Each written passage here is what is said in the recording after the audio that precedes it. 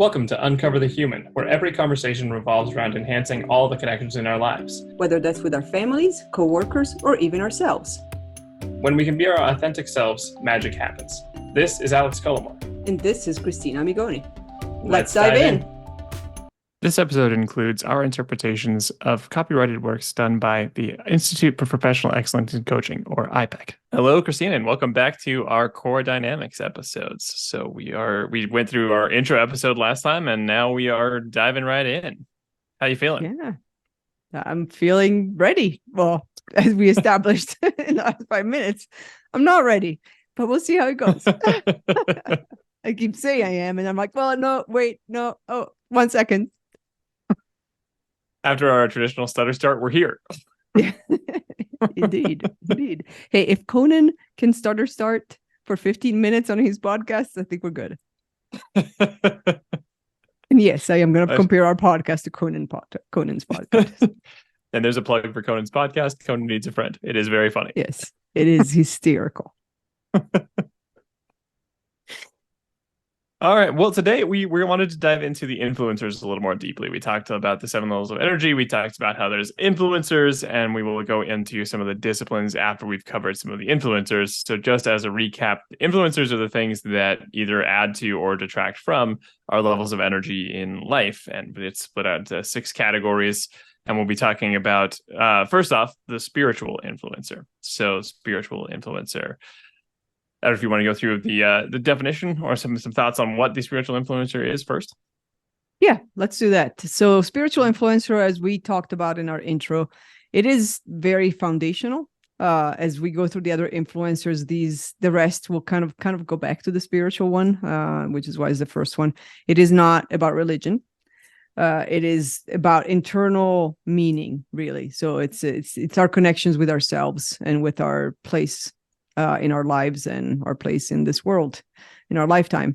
And so part of the things that get talked about and dug into, reflected on in the spiritual influencers are things like purpose and mission, our alignment with the vision of our life as we want to live it, our values, our goals in life, fulfillment of desires. What desires do we want to have, at work, socially, in our personal life, and the fulfillment of those, the ability to create a life balance. And so when we think about all the things that are happening, family, social, work, personal stuff, how does that life balance come to play so that we can live a fulfilled, joyful, and peaceful, really, I guess, life, not swimming against the stream. And also, having something to look forward to, and how to make all of these work for us. Once we understand these and really dig deeper into them, how do we use them to raise our energy so that our performance and our outcomes are the result of that raised energy. Yeah.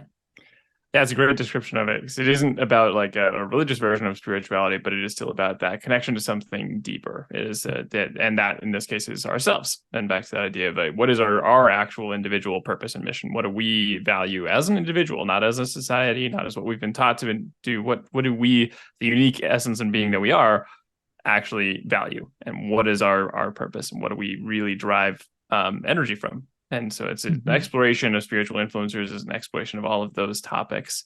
And as it is an influencer, that can work in both directions. You can have, you can feel aligned with your purpose, and that can give you a lot of energy. You can feel like you're moving towards things that are important to you and in alignment with your values and your goals. And you have that kind of balance in your life where you're moving, and that can be very much an energy attractor, something that will fill your cup. And equally, you can fall into the opposite. You can fall into energy detractors on the spiritual influencer, where you are out of alignment with your purpose, where you feel like what you're doing doesn't matter, either to you or just in general. And you feel like they don't have this connection. That'll be very much an energy drain, and something that will stop you from being able to kind of achieve that fulfillment that we're talking about when we talk about the deep portions of the spiritual influencer. And to Cristina's point, because it is such an individual thing, this is always ends up being, it's sometimes hard to differentiate some of the other influencers from what is more at the core a spiritual influencer. Yeah, indeed. And so in a coaching engagement, this would be several sessions. to go through all the elements of the spiritual influencers and breaking all of them down and figuring out the answers and working through them. In this version of the coaching engagement, we an idea ahead, and we'll see how the execution goes. It may change after this first one. Is to just take a couple of the areas and the questions that would go into a normal, longer coaching engagement on figuring out the spiritual influencer, and coach each other on those questions and see what comes up. Yeah. So, I think a question like, what is your life purpose is very difficult to answer. So there are great ways. And these are all kind of thought-provoking questions to help you understand your own personal spiritual influencer and what will be important to you. So while we will answer these for ourselves and give some examples of some exploration of that, hopefully it's also a good time to do some of that introspection for yourself and see what will be important if you were to answer these questions for you. Indeed. All right. So how do we start? Are you the client or am I the coach first? I'll ask you some questions. We'll see where we go. Okay, good. So, I'm the client. Great. And you'd be excited. You threw out the option. I was trying for a leading suggestion, but clearly I led the wrong way. I'm happy to be client first. If you want to do it, I'll dive in. I'm already in the mindset. All right. I'm on the receiving end. All right. So let's talk about purpose then a little bit. So a way to explore purpose is to think about if you wanted to make a contribution and have people remember you for something that felt very important to you, what would that thing be? You would think that I would be ready with an answer since I actually wrote the question down. And yet not. I also do wonder, I actually went with through this with Emer in details, our friend Emer, who's also a fantastic coach. And I do wonder what my answer was when I went through this with her 4 years ago. I clearly didn't write it down because yet another piece that we can go back to. So right now, given where I am, this is where I usually go back to one of my favorite quotes, which is to be someone who makes everyone feel like a somebody. So that's where I would like to be remembered for. And it's really, to break that down, it's really comes down to, have I created a space so that people feel welcome and they can feel like they can be themselves. They don't feel left out. They don't feel that they have to put their armor or their masks on and comply. And so if we think of Brene Brown's also belonging versus fitting in, I would say that's what I would want to be remembered by, is the person that has created a lot of those spaces. And it doesn't even have to be a number, but has created that space for many people to be able to feel like they fully belong and are accepted as themselves, as their true selves, and not necessarily put energy into fitting in or into, figuring out like what's the situation and what do I have to say or who do I have to be in order for people to not exclude me. Mm-hmm. You touched on a number of really great aspects of belonging and the importance of you'd like to be able to create some of that belonging in space. Just to dive a little deeper on what belonging means to you, what would you say are aspects of belonging that are important and that you define when you think of belonging? So when I think of belonging, I would say it comes down to feeling accepted in situations, in any situation where you feel like you belong, but feeling like you can contribute. So where you're not second guessing yourself, or you're not wondering, should I say this? Should I not say this? What are they going to think of me? And if I were to cast a vision forward, the times where I felt like I belonged were the times where I felt very much at peace, spiritually at peace. Where I felt seen and valued, but also the times where I don't go back and in the shower 3 days later, I feel bad or have, conflicting feelings about what I said or how I showed up, or what I didn't say, or when I laughed. And that's, I guess that's where I see belonging. The advantage of that, the reason why I find it very important, I would say crucial, is that it gives life meaning. Like it ends up being one of those things where you go to bed at night and you're like, you know what, today was a good day, and today I was me, and today my life had meaning, my life mattered. And not to be overly morbid, but if it were to end, I'll be okay with that. That's really well said. That explains well, I think, what you're thinking of when you think of belonging. And interestingly, as we're talking about spiritual influencers, it sounds so much like people experiencing belonging is them at some levels being in touch with that spiritual side of them, the spiritual influencer, that they feel that something, somewhat of a very deep comfort in yourself, where you don't feel those insecurities of how did I show up. You just know that this was you. You don't worry about what that impact was. You just know it was you and you're there, and it was a full authentic expression. Yep. Yeah, I would. Yep. That's a very, like, just genuinely generous goal, and a wonderful idea of like what kind of purpose and legacy you'd like to leave, and then have people feel that way. What are some instances where you feel like you have lived in that purpose, lived in that creating belonging? Well, I say when we record our podcasts, let's say there's very few episodes where I didn't feel that, if any. I don't recall any episodes where I didn't feel that. So definitely that. In the work we do, and how we do it and how we show up, I would say, 100% is probably too generous and unrealistic. But I would say good high 90s. I think that the times where I didn't feel that I belonged or it wasn't fully aligned were very few and far between. And most of them were, that there was some fixing of that or coming back to that to make sure next time that doesn't happen. Most of the times when I'm with my kids, and when I'm with my kids in the moment, I think the being in the moment is a big part of that. So an example is, I think it was, this weekend, the blip of the Labor Day weekend.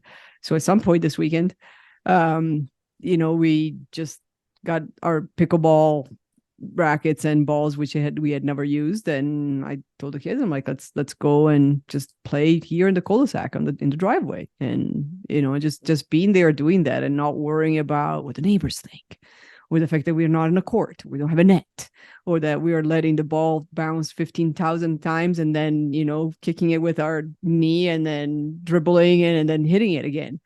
And that's not in the rules. So really kind of just being is where I see that manifesting those moments. What do you think are things that might pull away from that feeling of being in that present moment? Societal expectations that I've internalized. So I'm going to take responsibility for that. It's not everybody else, but the responsibility of, this is what society says the norm is of things. And I somehow make it a limiting belief or an internalizing way of behaving. Not feeling the space and the energy with people that are really not interested in creating it. And I'm sure we've all experienced that. You walk in a room and you just know there's no way you're going to be able to be authentic because the people don't actually care. And it's not because they're bad people, but because there's another agenda, or there's other stuff happening in their lives, and other things pulling that. And so there may be I would say that there may be almost a fake invitation to show up as yourself, and then you get shut down when you do, and so you learn pretty quickly not to. And so those are detractors, and you also learn pretty quickly which people create that type of space. And also, a lot of the external opinions. So even anything from, especially in the work we do, which is very non-measurable and non-tangible, is actually trying to find a way to comply to the need for metrics and data and tangibility. That would detract. I think one of the things that we do very well is the fact that we don't let that be how we show up. I'm like, okay, sure. Everybody else out there says that we need to show data and metrics to be able to do this work. And until we're actually to the point that we can't do it without it, I'm still not going to comply. I don't believe that that's the way to do the work. I don't believe that that's the way to get trusted, that you can do this work and it's important. I don't have to show that it's important. We know it's important. Having that internal knowledge. And so, it's also one of the measures for the clients we work with. It's like, if you want us to show you the data on why it's important, then we're not the right partner. We're not the right vendor. The conversation is already, over. That's a great way of describing it. And it is so much, because it is so personal, with the idea of belonging and the way you've described it, belonging being this idea of something that is so personal to you, and you being able to show up as yourself and giving people the ability to have that. I mean, that's every person has to be able to show up then incredibly uniquely, as every person has an entirely different and unique way of plugging in. And so giving that space, the best metric I can possibly think to help people understand whether you've moved the needle on this is basically the 1 to 10 sliding scale question. Like how close in belonging do you feel now, and how close did you feel? And then after whatever, workshop session, or just, and that's only in our work, but obviously in life, you can feel this shifts. If there has been a shift, then what is the new number, and what do you think has changed, and helping reflect on that, which brings us to an interesting question here. There's something that goes on in core dynamics in the program, they talk about the idea of a success formula. It's this thing you're building so you can understand how to put yourself into a good environment. And so if you're to think about your success formula as Cristina, and building that belonging and having those spaces where you can do and live in alignment with this purpose and around the right people, what elements go into that success formula for you where you can boost your spiritual influence? If only I had read the notes. If only I had taken notes from doing this 4 years ago and actually read them before this session. I would say the success formula includes being very clear with the elements of the spiritual influencer's characteristics, which are, what are my values? And so being very clear with defining the values, changing them as they change and they vary, even though I find that core values don't necessarily change. Maybe the definitions gets refined, but there's not a huge shift in change. But defining them, understanding what happens when they are being challenged, and understanding what happens when they're not. Defining vision and purpose, mission, and goals. So some of those elements, and having those definitions being so clear that when life lives outside of those, I'm able to make a choice on whether it's a temporary acceptance of living outside of that's necessary, or that will get me back on track, or if it's something that needs to be left. That it's one of those moments of, no, this is definitely going to cause internal lack of belonging and internal lack of spiritual alignment, which will detract from the energy. And so being very confident, I guess, is the word I'm looking for. Being very confident in living in those mission, purpose, vision, values, and desires as much as possible, and have the courage to walk away when the opposite is being presented, and it's not just a stepping stone. It's a more permanent situation. Yeah, it's a great nuanced way of looking at it. Of, hey, what is I'm out of it right now. Is this a temporary one that is getting me back into it? Is this something that is not? And we can go deeper into that, but I want to try a quick couple of kind of first thought, best thought listicles of yourself to get even more in touch with some of the spiritual influencer here. Is listicle a word? Yeah. So a list article where they have just like 3 things. It has been since BuzzFeed. All right. I learn something new every day. And this time it's made up words that get jammed together. It sounds like a popsicle. It's listicle. All right. So rapid fire, first thought, best thought. Okay. What are 3 things that you want most out of life? Belonging, peace, community. Excellent. What are 3 things that you believe make you unique? Not knowing what listicle is. What are 3? And I know it's first thought, best thought. 3 things that make me unique.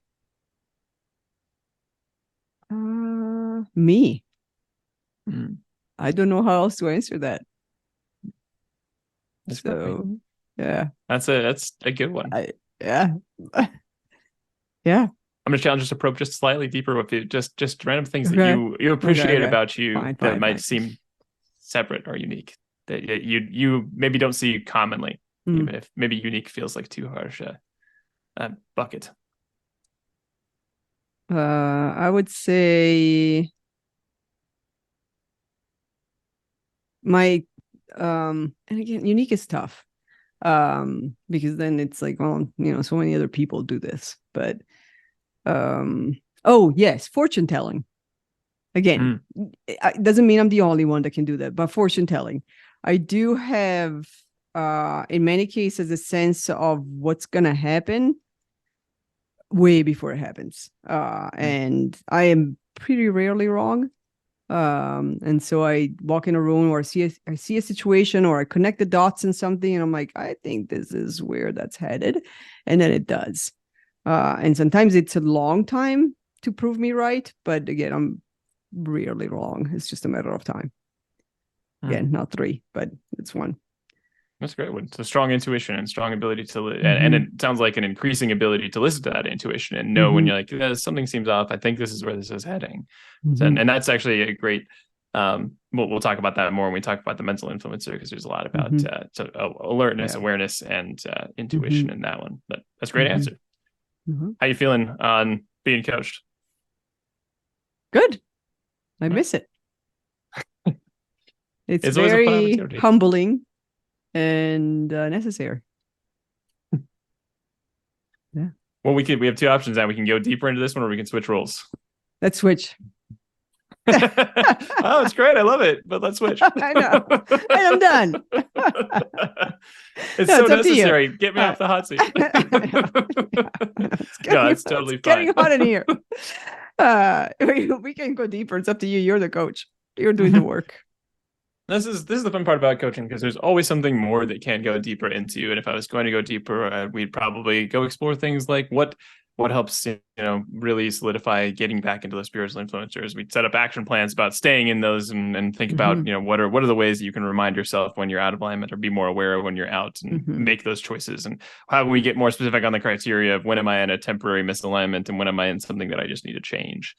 So those are angles that would certainly be interesting explorations, but I think in favor of time, let's swap here. And I just wanted to give people an idea of where else you can go, because there's always like awesome discoveries you can make while coaching, and there's always deeper layers to get to. Yes, definitely. All right. Yeah. Okay. See, we're switching. Yeah. And I even gave you the choice to continue. So I'm influencing the spiritual influencer. All right. So as we switch to roles, I am gonna ask the same first question, and then we'll see where we go. So if you were going to make a contribution and have people remember you for something very important, what would that be? So I've gone back and forth on this. I mean, we've talked about this on the show before. I have a very varied background on a number of things that I've pursued, done, and enjoyed doing. And one thing that I thought about when I was reading this question, we were kind of prepping for this, was that something that's always come back and been important is this idea of creating clarity for people, and that we get to do this so much in the work we do on small levels, on large levels. And there's something viscerally connecting for me about getting a chance to explore something complex and digest it and help people understand how life is working and how they might approach life differently and how what kind of things they're going to run up against, which is why coaching is incredibly fun. Doing this podcast is incredibly fun. Getting to do the work we get to do with clients and groups is really fun. Teaching people about the abstract layers of like the human layers of leadership is really fun. There's all these connective tissues of these large abstract patterns that exist in life, and helping people understand that and achieve clarity and getting the chance to kind of explain those. So I guess really a contribution I'd love to be able to make that would feel important to me is being known for a place that people can turn to find clarity and ideas that might change how they look at life, but that feel accurate and that feel helpful and that are like feel true. And maybe not in the capital T sense all the time, but it will be the ways that people can interact with this and understand their own lives better. No, that's it. Yeah, that makes sense. I mean, that clarity it's missing, I would say, probably. It seems to be missing a lot. And so it would definitely be a very big and significant contribution to be able to create that, enable that for others. Yeah. So when you think of clarity and you think about your own life, where does clarity show up and where are the areas where it may not show up as much? I think part of the reason that clarity is important to me is that for a long time I lived in mental chaos and mental like lack of clarity, and in a lot of different aspects of life, and especially in the last probably a ton in the last year and a lot in the last like 3 years, I've done a lot of work to create some better mental clarity for myself. And that has been, things like therapy, things like going through the coaching program, things like these are items where you can dig in and figure out what's going on inside your head, as well as what's kind of happening in life in general, and start to work with those patterns. So I'd say that clarity is increasingly present in my life, and I'm getting there via ways of like exploring, just continually reading and learning. Journaling is a great way of just understanding patterns that I'm seeing in my own life, but things that might be important. Getting to write just for people, write blogs, write books, get into that kind of, this is how I understand it, so as to explain it, and getting to teach is a huge moment of having to have enough clarity for yourself. So currently getting a lot more clarity on how to help people interact with the ideas that we put forth, getting to be more human, getting to be a more human-centric leader. There's a lot more clarity gaining there, and there's a lot more clarity I'm gaining in my internal life. Lack of clarity, where it doesn't show up as much. I think sometimes on larger life timelines. We've talked about this before. I don't love having like, and we've talked about we both similarly don't love having things like 5-year goals, 10-year goals. There's just so much that changes in life between all those. And it might be a decent thought experiment occasionally, but it's hard to fully commit to, or feel like you're pouring cement around your feet unnecessarily and coming up with some expectation that will later become a disappointment when things have changed. That doesn't need to be a disappointment, because maybe so I think clarity occasionally is elusive, though, and I probably do a better job at creating some of those longer goals and understanding what it might take to get there. Yeah, that makes sense. Yeah, the longer timelines can definitely get less clear in some cases, especially. And then, but it sounds like having the clarity, or having to work on the clarity, that's a lot of what seems to be the theme. Is it doesn't just show up. It's not like one day clarity knocks on your door and I'm like, clarity's here. Come on in. I wish. But it's it's something to be worked on. It's a practice. It's a daily practice, over and over and over, and then recognizing when that transformation or that evolution is happening, and harness it to do even more practice and clarity. And so when you think about what you've gained with getting more clarity, what comes to mind? Actually, I love the way you described it, how like clarity doesn't arrive at the door. Like you don't just suddenly have like which is interesting because at the same time, we've talked about things like light bulb moments and epiphanies. There are moments where suddenly it feels much more clear, and it can feel like that just happened on a light switch, and why couldn't I have discovered that before? Or, wow, this was really just like so close, and I just saw it. But I think there's so much work that goes into finding clarity. You have to play with ideas. You have to be wrong. You have to be willing to try things, and you have to be willing to explore, be wrong in your own assumptions, be wrong in your own assessments of what's happening, and be willing to rearrange your reality kind of continually before you can find what starts to feel more clear. You can find what starts to feel like works. So now I've lost the question entirely, but that was what have you gained? By gaining clarity. What's clarity giving you? It's giving me a chance to explore and be more comfortable in continuing to explore that in all those muddied waters and all the failed experiments and all the things that do work and don't work that end up being important parts of discovering that. You get to clarity, and that gives you permission to continually dive into that unknown, which is inherently part of life. And so that has created, this is why I started on this long tangent, it's created the clarity has created the ability to kind of walk into more ambiguous situations, and it's created the mental levity to keep pushing forward and to know there's more that can be done. There's always more that can be discovered, and to feel like it's okay not to have the answers. It allows for like the growing clarity allows for sitting in more ambiguity. Yeah, I was just thinking that as you were describing it, how incredibly insightful and powerful it is to realize that it's not that with more clarity everything becomes clear. It's that with more clarity you don't care as much. It is not as paralyzing to be in unclear situations, in ambiguous situations. Yeah.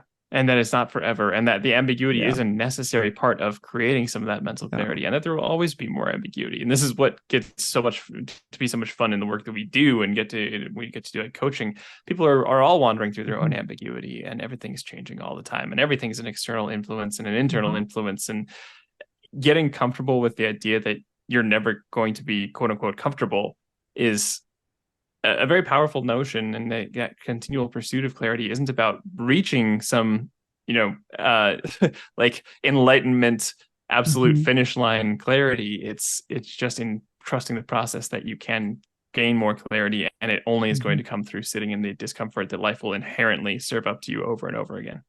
Yeah, definitely.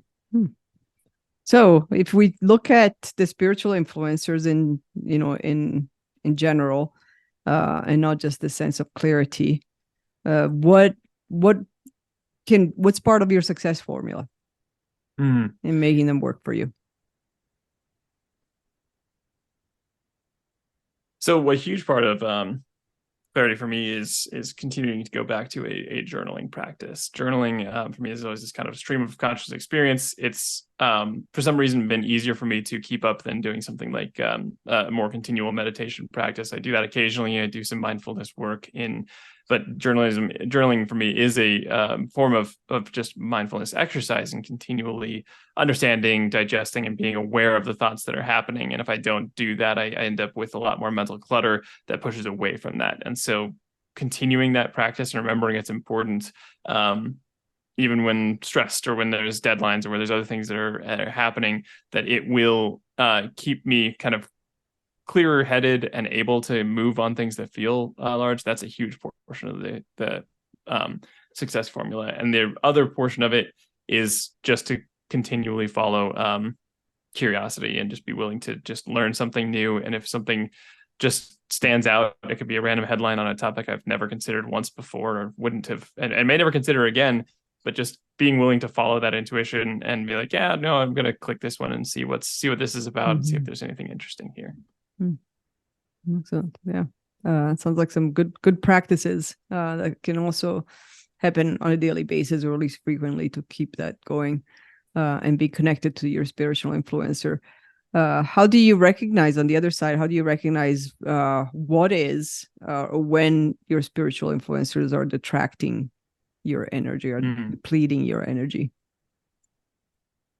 It's interesting. I haven't really I hadn't ironically clarified this for myself up to this point. It's been a very clarifying conversation, but it is when I don't have that, when there's so much that I'm not processing, and I'm not trying to just, pick up and inspect a little bit and play with and understand better, that it starts to feel overwhelming. That there's just too much mental clutter that becomes brain fog. It becomes this.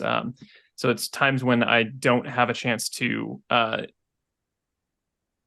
sit with all of the things that are of interest, and my mind's just kind of buzzing with a thousand to dos and things that aren't an exploration of how to help other people and how to gain more clarity on my own life, as well as how I could help other people gain that in theirs.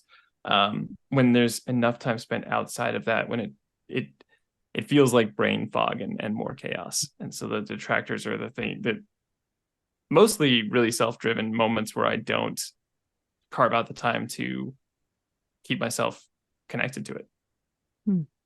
Yeah, that makes sense. Brain fog, that too much ambiguity. It's like that balance has shifted from the right balance of clarity within the ambiguity to so much ambiguity and so much stuff, other stuff, that it becomes fog.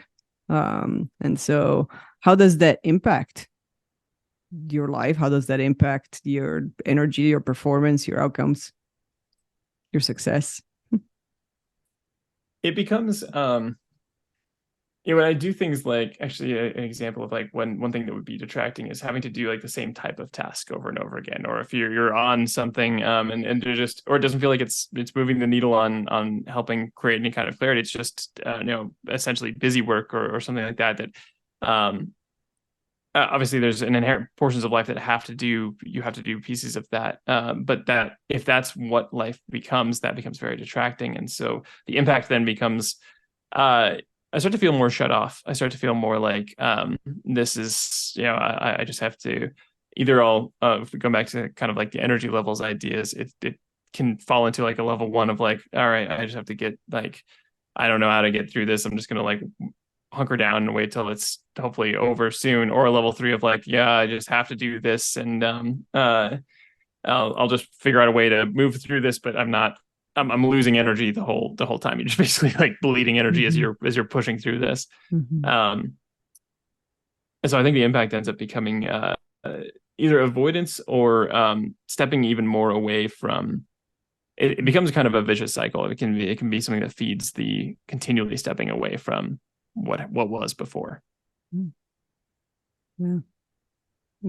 Yeah, great insights of what happens there, and how that becomes a vicious cycle. The more you step away and the more you're shut off, the harder it is to come back to clarity and not get overwhelmed by the fog, because you're moving into the fog. You're sitting down, opening your beer, watching Netflix in the fog instead of in my cave, but still. Yeah. So interesting. Okay, so to wrap up, first thought, best thought on list 3 things that you want most out of life. I feel like I took notes on this at some point. Yes, I had some thoughts on this when I first kind of went through some of these exercises, and I'm curious to see if they still apply. What I'd written down originally was freedom, growth, and exploration, and I think those mostly still absolutely apply. Although I think I would probably swap out freedom now, because exploration to me is there's an amount of freedom to that, and that you get to kind of explore. But the thing that I've kind of uncovering, and when I think about that, when we're having this conversation, is that connection to others. And so I don't know what I would call it, but that the chance to help and educate and work with others to gain that clarity. And I don't know a good one word idea of that, but growth and exploration are always going to be there, and the connection piece, I think, is what I would put as a third. Excellent. Okay, another first thought, best thought, rapid fire. 3 things that you would like to experience in your lifetime are. So some of these that I wrote down are much more specific and random like life goal kind of things. Like I would love to live on or near a beach. I love the water. It's something that is just enjoyable. And so that's one. I would like to experience a dedicated amount of time very close to a large body of water. I want to publish honestly many books, but I would settle for publishing a book just because I think it's interesting, the process of writing and again back to the kind of some of the purpose, being able to create something that other people can read, hopefully relate to, get something out of that they can go pull back to their own lives and start to create their own changes and mental models that will help them. I don't know about a third one. I think continuing to get to like, we've done a lot of facilitation this year, and it's really it's a fun art to continually to get better at. And so being able to it's just something I already do experience, I guess, in my lifetime. Yeah. Could be more experience of that or different experience of that. But yeah. Mm-hmm. Excellent. All right. So we are at the moment of choosing to dig deeper or bid our goodbyes. Or let our listeners off the hook. Yeah, let's talk in an abstract for anybody who's looking to do some of this work themselves. Let's talk about like what are ways that they might notice that they're aligned or unaligned, and a lot of those, in my mind, would be questions that we've asked here. How do you know when you're more in alignment with that or less? But maybe it'd be helpful to think about a little bit about what alignment kind of feels like for us, and then help people reflect on what that might feel like for them. Yeah, I would definitely agree. Alignment is a big, it's a big thing that comes through coaching. I think we've seen many clients kind of go down that path without knowing that that's really the destination or the thread that brings them along. But the alignment gets clearer and clearer. And then as you're clear in the alignment, you're able to, as we talked about, clarity with you, but you're able to know, to have the confidence to jump in the unknown, because you're very clear on your alignment to the spiritual influencers, to your mission, to the core values of those, to what matters, to feel like you lived. That's a great way of describing it. That confidence and that and that confidence is twofold in your moving forward as well as you're looking back. You're looking back and feeling confident. Like, I'm glad these are the things that I've done. You feel that alignment, and you can look forward and be like, I know this is where I want to be going. And knowing that is that internal confidence. And because it is spiritual influencer, the individual spiritual influencer is so unique to everybody. It's something you have to have that confidence for that stands outside of what other people will be able to reason to. They will not be able to, you will inevitably, whenever you step more and more into some authentic self, have pushback or people who don't understand or people who don't have the same alignment, and they think that's not the right way to do things. They'll tell you it's not the right way to do things. And that confidence is knowing that, no, this is what's right for me. I totally get that might be wrong for the vast majority of people, or for at least a few people out there, but I'm confident this is what's right for me, and I'm willing to move on it.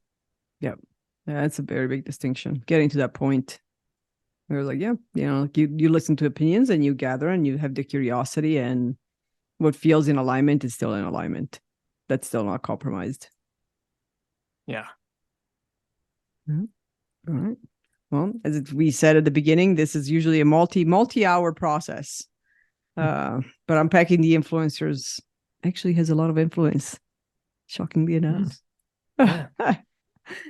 We may be able to do other multiple influencers in future episodes, but I think it's worth spending the big chunk of time on this spiritual one, because like we said in the beginning, so much ends up going back to that, which makes sense when you think about it. It is your purpose, your values, no matter what you're doing, and what other influencers there are. That is a core change that either you are in alignment with, or you're in alignment on other higher, more shallow areas of your life, but you might not be in alignment at the spiritual level. And usually when we experience feelings of friction, it boils down to we're out of alignment with this deep spiritual need for purpose, mission, and our personal values. Indeed. Yeah. Some of the other ones are a little bit faster. clearer, more surface, but it all comes back to this. So thanks for listening. Yeah, go forth and explore your own spiritual influencer. Yes.